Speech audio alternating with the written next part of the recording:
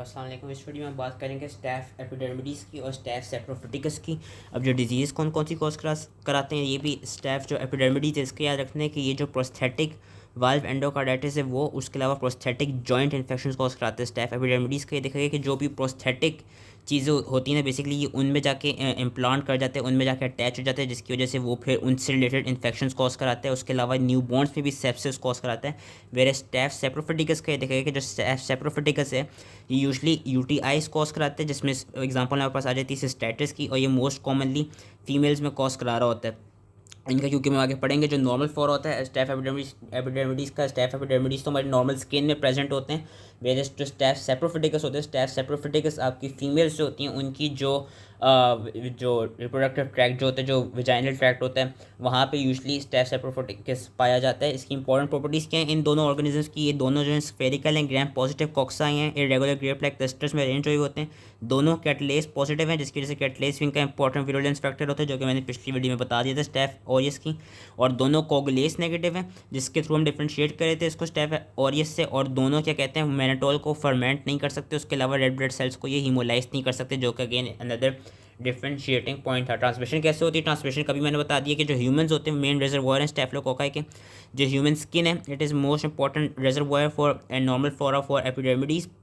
Human skin से वो blood stream में एंटर कर सकते हैं, जहाँ पे भी इंट्रावीनस कैथेटर आपने डाला उस स्किन में, वहाँ से जो एपिडर्मिडीज़ है हमारी ब्लड स्ट्रीम में एंटर कर सकते हैं। वेरे जो सेप्रोफिटिकस होते हैं, saprophyticus usually found on the mucosa of the genital tract in young women, and वहाँ से वो असेंड कर सकता है यूरिनरी ब्लैडर में, जहाँ पे वो यूटीआई जिसमें स्पेसिफिकली सिस्टाइटिस कॉज कराता है।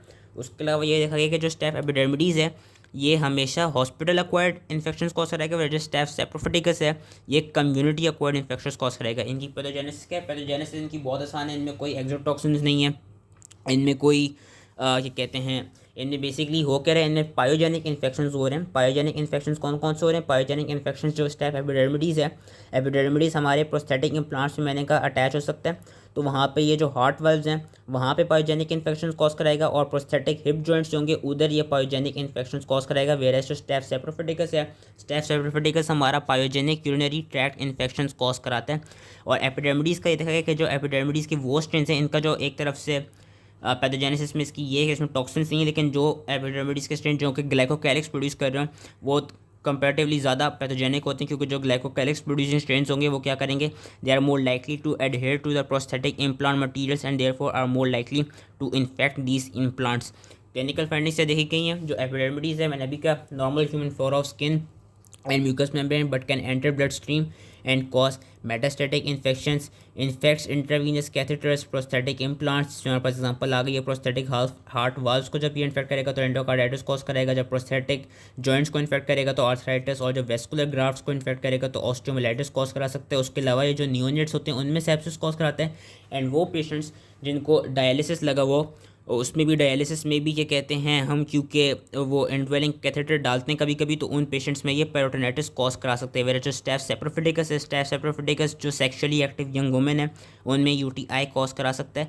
और ये देखा गया कि it is also most common cause of community acquired UTI second to E coli, मतलब ये सेकंड पोजीशन पे। जो मोस्ट इंपॉर्टेंट यूटीआई जो कि फीमेल में हो रहे थे वो तो इकोलाई की वजह से, जो मोस्ट इंपॉर्टेंट यूटीआईज जो कि फीमेल में हो रहे थे वो इकोलाई की वजह से हो रहे थे, हमने पढ़े थे, लेकिन इकोलाई फर्स्ट पोजीशन पे।